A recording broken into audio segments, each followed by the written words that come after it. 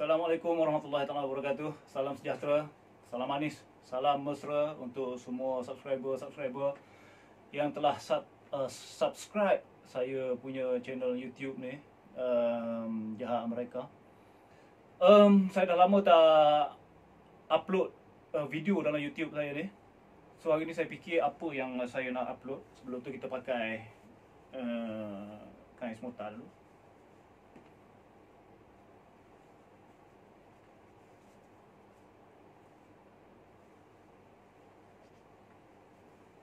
Tu dia. Pakai semota. Semota ni pun ada macam-macam ni. Cara ikatan. Ini cara ikatan apa saya tak tahulah. Pakai. Hari ni saya ingat pertama kalinya untuk buat video berkenaan instrumen tradisional Kelantan, saya ingat saya nak pilih permainan Dikir Barat. Sebab bagi saya bagi saya Dikir Barat ini satu permainan, satu seni persembahan tradisional yang agak mudah untuk dipelajari, agak mudah untuk dipraktik berbanding dengan permainan tradisional Kelantan yang lain. Sama ada yang kulit ke, makyung ke, menora ke. Dikir Barat adalah satu permainan persembahan tradisional Kelantan yang paling digemari dan paling ramai orang yang menyukainya, paling ramai orang yang bermain Dikir Barat. Ini peralatan tradisional Kelantan kecil, kita letak kat tepi dulu, kan? So saya ambil dulu alat-alat Dikir Barat, peralatan Dikir Barat tu. Hari ini kita bercerita berkenaan dengan peralatan Dikir Barat, instrumen muzik Dikir Barat. Okey, sekejap saya pergi ambil barang-barang dulu.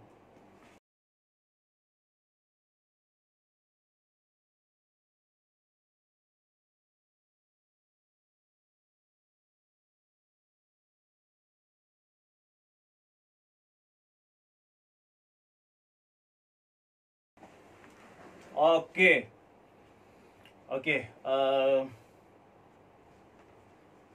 peralatan muzik Dikir Barat saya rasa ramai yang tahu, kan? So yang pada yang tak tahu lagi boleh tengok video ni, dan apa peralatan muzik yang terdapat dalam persembahan tradisional Dikir Barat Kelantan. Okey, asalnya dulu saya dimaklumkan melalui bukti-bukti yang boleh dipercayai, bukti-bukti yang sahih.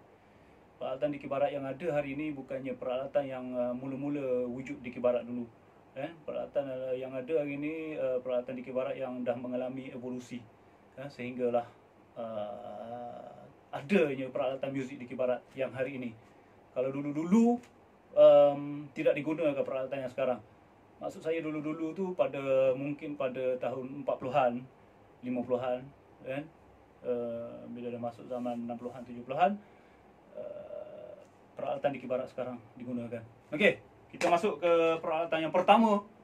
Peralatan pertama kita nak cerita pasal apa? Kita cerita pasal peralatan yang paling senang untuk dimainkan, paling senang untuk dimainkan. Kita cerita pasal canang. Canang Dikir Barat. Okey. Okey, ini canang Dikir Barat. Canang Dikir Barat ni diperbuat daripada yang ini. Kalau yang ini dibuat saya buat sendiri daripada lampu gasolin punya tank. Okey, lampu gasolin punya tank, kita ambil bahagian bawah dan ketuk menjadi canang. Okey. Mungkin ramai generasi sekarang yang tak pernah tengok macam mana rupa lampu gasolin. Kalau ada yang pernah tengok pun mungkin ramai juga yang tak pernah tahu cara untuk menggunakan lampu gasolin. Saya dulu pernah hidup dalam pelita ayam. Kadang-kadang pelita ayam tu pelita yang ada sumbu yang menggunakan minyak tanah. Kadang-kadang ayah saya pasang lampu gasolin. lampu gasolin tu lagi terang berbanding dengan pelita yang. Bila pasang lampu gasolin, kita orang happy malam, lebih cerah daripada lampu pelita minyak tanah. Kalau tak tahu macam mana lampu gasolin punya bentuk asal dia, kejap saya ambil. Dalam studio, dalam tempat saya ni semua ada. Semua ada. Kalau yang berkaitan dengan seni tradisional Kelantan, boleh dikatakan kebanyakannya ada lah dalam ni. Minta je apa. Tengkawak kerbau pun ada. Tapi itu bukan tradisional Kelantan, bergurau. Okey, sekejap saya ambil.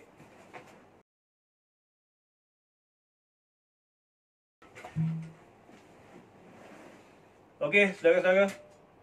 Ini rupa bentuk lampu gasolin. Ya.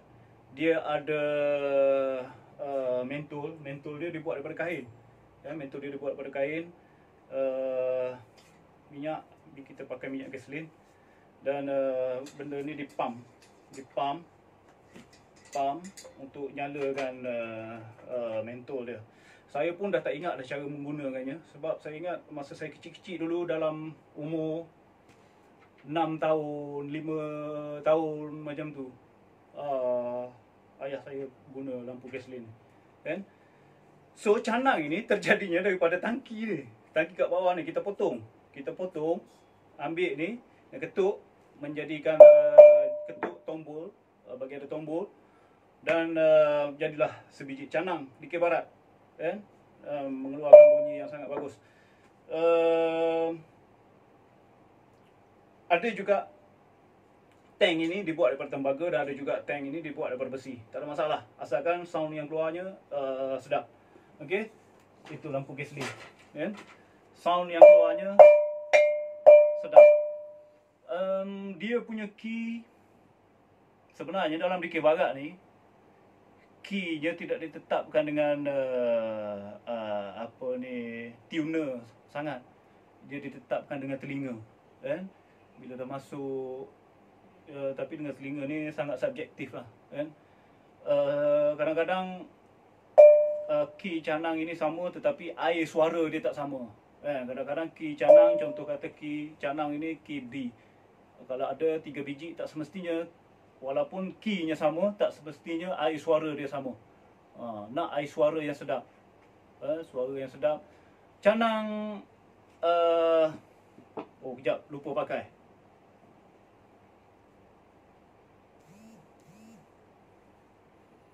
Okey, ini canang. Cara bermain senang saja. Canang mempunyai satu tone saja, iaitu ini saja. Biasanya canang adalah penanda tempo untuk satu-satu rhythm, rentak dalam dikir barat. Okey, ini canang. Saya bagi tahu secara basic, secara asas dulu. Ini canang. Okey. Seterusnya,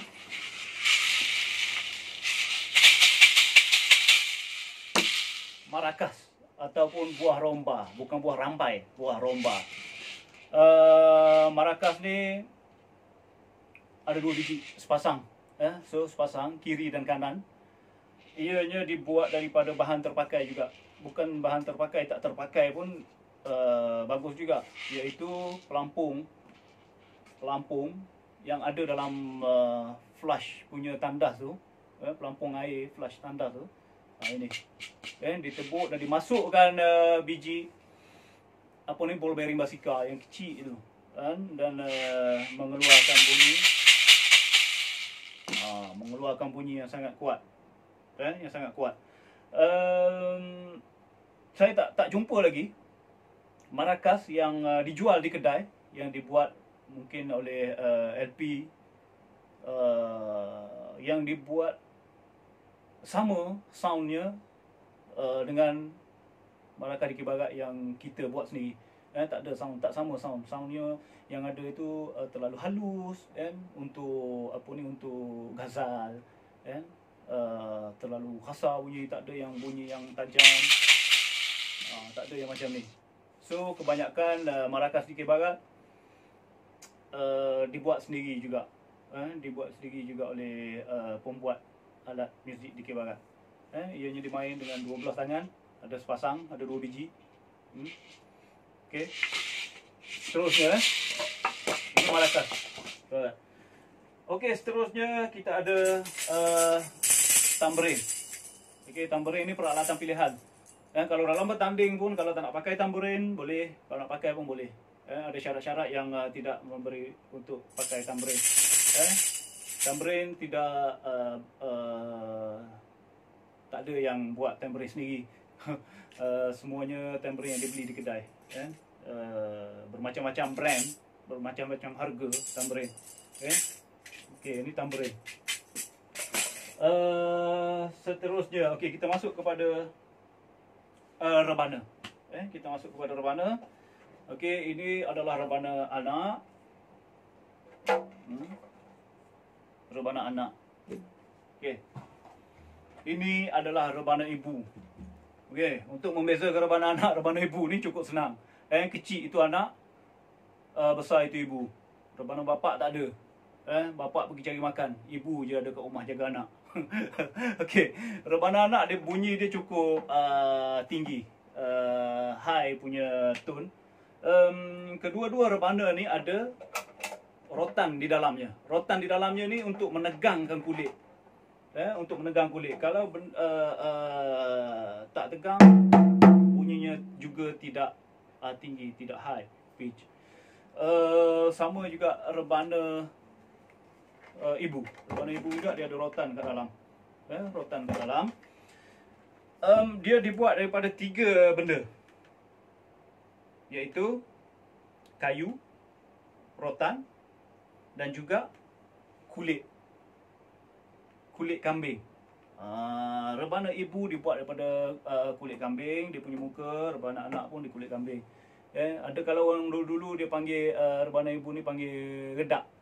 Redak kalau dulu-dulu di Kelantan dia main untuk main teri. Main teri. Okey.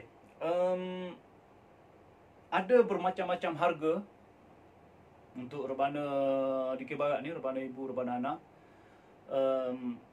Bermacam-macam tukang pembuatnya di Kelantan yang ada sekarang.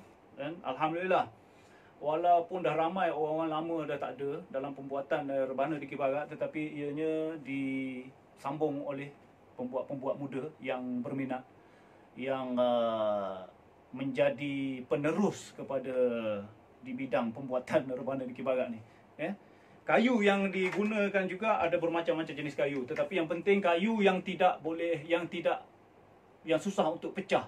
Kadang-kadang kalau kita main outdoor, kita bawa rebana, kita letak dalam kereta. Letak dalam kereta, kadang-kadang lupa nak bawa keluar. Dalam kereta tu panas. Kalau kayu yang mudah pecah, contohnya kayu tembesu.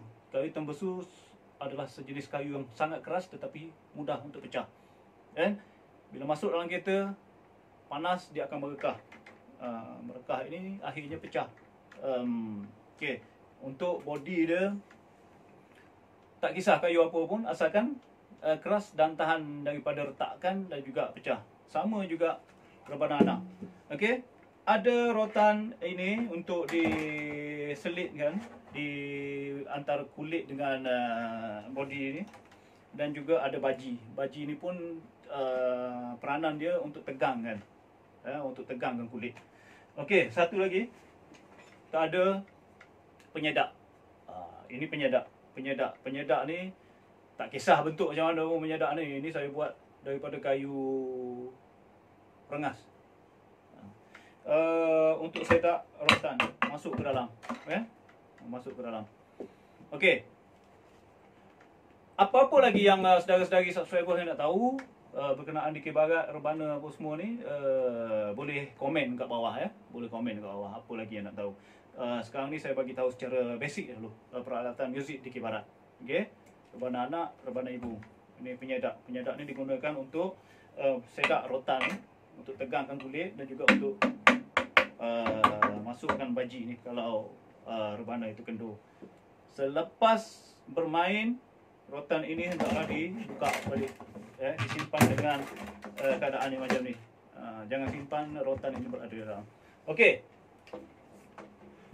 Rebana ibu, rebana anak dan juga penyedak. Okey, seterusnya gong. Ini gong. Dalam dikir barat ni kalau tak ada gong memang tak boleh main. Memang tak boleh main, memang tak lengkap dia punya bunyi tu. Gong mesti ada juga. Gong mesti ada. Kalau tak ada marakas okey lagi. Walaupun marakas tu kalau dalam pertandingan dikir barat wajib. Kalau tak ada tamborin okey. Kalau tak ada anak pun okey kan. Boleh lagi dengar dikir barat. Tapi kalau tak ada gong memang dia janggal bunyinya. Okey, ini gong. Gong dikir barat. Ini pemukul. Gong ini dibuat daripada besi plate. Plate besi. Ada juga yang dibuat daripada plate tembaga. Tapi plate tembaga itu agak mahal berbanding dengan plate besi. Okey. Berkenaan dengan key gong, sama juga dengan canang. Sama dengan canang. Tapi sekarang ada juga orang yang minta tukang untuk buat gong, bergantung kepada kehendak key dia, sama ada key D, E atau F. Di Kelantan, dalam persembahan dikir barat, mana-mana kumpulan pun dia tidak tetapkan, kadang-kadang dia tak tetapkan key apa gong. Dia masing-masing ditetapkan dengan telinga. Kalau telinga dia rasa sedap, sedap lah. Okey. Itu ini gong. Okey. Itu secara asas. Okey, secara asas tu. Kalau nak tahu lebih lanjut lagi, kalau nak tahu apa yang nak tahu berkenaan dengan alat muzik ni, boleh komen kat bawah. Ini saya ceritakan secara asas dulu peralatan muzik dikir barat. Okey, selepas ini insya-Allah kita akan cerita lagi berkenaan dengan peralatan muzik mayung, peralatan muzik main teri, peralatan muzik wayang kulit, peralatan muzik silat. Ini antara peralatan muzik dikir barat. Dikir barat, kalau bahasa modernnya, peralatan muzik dia terdiri pada peralatan membranophone dan juga peralatan idiophone, iaitu yang berasaskan kulit dan juga besi. Okay, so subscribe lah untuk banyakkan lagi subscriber ya. Tak subscribe pun tak apa, boleh tengok, no problem. Okay, so kita jumpa lagi. Assalamualaikum warahmatullahi wabarakatuh. Jumpa lagi.